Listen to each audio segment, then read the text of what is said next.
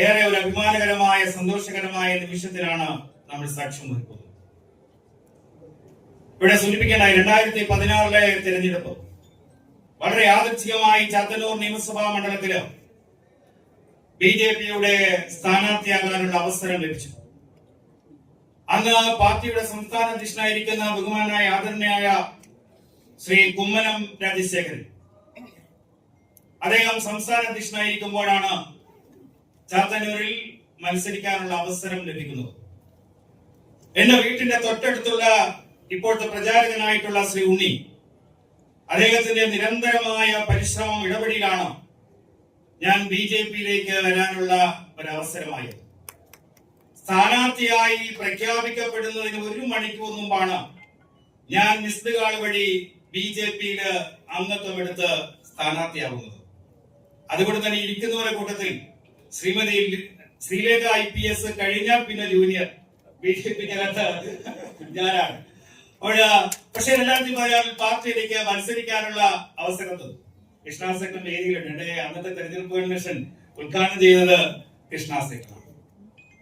3381 vote 2011 നിയമസഭാ തെരഞ്ഞെടുപ്പ് ഉണ്ടായിരുന്നിടത്ത് 2016 അത് 33,000 വോട്ടായിട്ട് വർദ്ധിപ്പിച്ചു. 2021 തെരഞ്ഞെടുപ്പിൽ അന്ന് സംസ്ഥാന രാഷ്ട്രീയത്തിൽ BJP-ക്ക് ഏറ്റവും കൂടുതൽ വോട്ട് ശതമാനത്തിന്റെ വർധനവ് വന്ന മണ്ഡലം ചാത്തന്നൂരായിരുന്നു. 10,000-ഓളം വോട്ട് വർദ്ധിപ്പിച്ച് 42,000 വോട്ടിലേക്ക് മാറി. 26 തെരഞ്ഞെടുപ്പിൽ വീണ്ടും ഒരു 10,000 വോട്ട് വർദ്ധിപ്പിച്ച് 52,432 വോട്ടിലേക്ക് ചാത്തന്നൂർ മാറി. കഴിഞ്ഞ 4 പതിറ്റാണ്ട് ചാത്തന്നൂരിന്റെ പൊതുരംഗത്ത് എനിക്ക് ലഭിച്ച ഒരു സ്വീകാര്യതയിൽ അവർ നൽകിയ വലിയൊരു പിന്തുണയുണ്ട്, സഹായമുണ്ട്.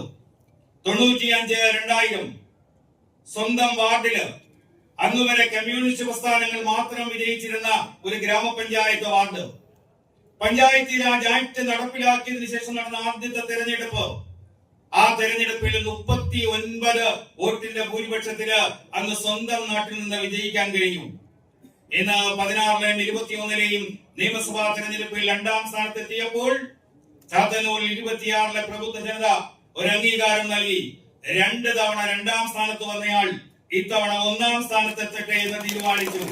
അതുകൊണ്ട് തന്നെ എന്റെ വിജയം ഞാൻ ഇന്നലെ മാധ്യമ സുഹൃത്തുക്കളോട് പറഞ്ഞതുപോലെ എന്നെ ഞാനാക്കിയ, ഇവിടെ സുരേഷ് പറഞ്ഞു, വളരെ സാധാരണ ജീവിത പശ്ചാത്തലത്തിൽ നിന്ന് ഇത്തരത്തിലേക്ക് വളരുവാൻ എന്നെ സഹായിച്ചത് ചാത്തന്നൂരിലെ ജനങ്ങളാണ്.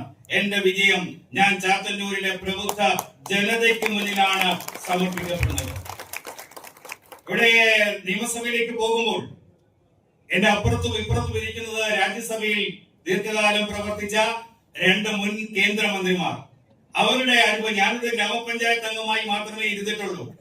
അവരുടെ പാർലമെന്ററി രംഗത്തെ അനുഭവമാണ് ഈ പോരാട്ടത്തിന്റെ ബഹുമാനായ സംസ്ഥാന അധ്യക്ഷൻ ഇവിടെ സൂചിപ്പിച്ചതുപോലെ 3 MLA-മാർ കോൺഗ്രസിന്റെയും LDF-ന്റെയും എതിരെയുള്ള ശബ്ദമായി നരേന്ദ്രമോദിജിയുടെ ശബ്ദമായി കേരള നിയമസഭയിൽ മാറേണ്ടതുണ്ട്.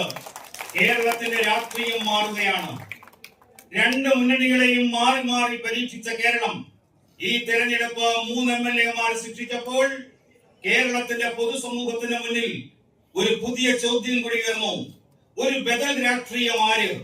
ആ ബദൽ രാഷ്ട്രീയം BJP നേതൃത്വം കൊടുക്കുന്ന NDA സഖ്യമാണ് എന്ന വ്യക്തമായ സൂചന കേരളത്തിന്റെ പൊതുസമൂഹം ഈ തെരഞ്ഞെടുപ്പിൽ നൽകി കഴിഞ്ഞു. അതുകൊണ്ട് തന്നെ അടുത്ത നിയമസഭാ തെരഞ്ഞെടുപ്പിൽ 3-ൽ നിന്ന് 73 എന്ന മിനിമം സംഖ്യയിലേക്ക് മാറാനുള്ള സംഘടനാപരമായ ശേഷി ഇന്ന് BJP-ക്ക് NDA സഖ്യത്തിന് കേരളത്തിലുണ്ട് എന്നതിന്റെ ഏറ്റവും വലിയ തെളിവാണ് ഈ നിയമസഭാ തെരഞ്ഞെടുപ്പ്.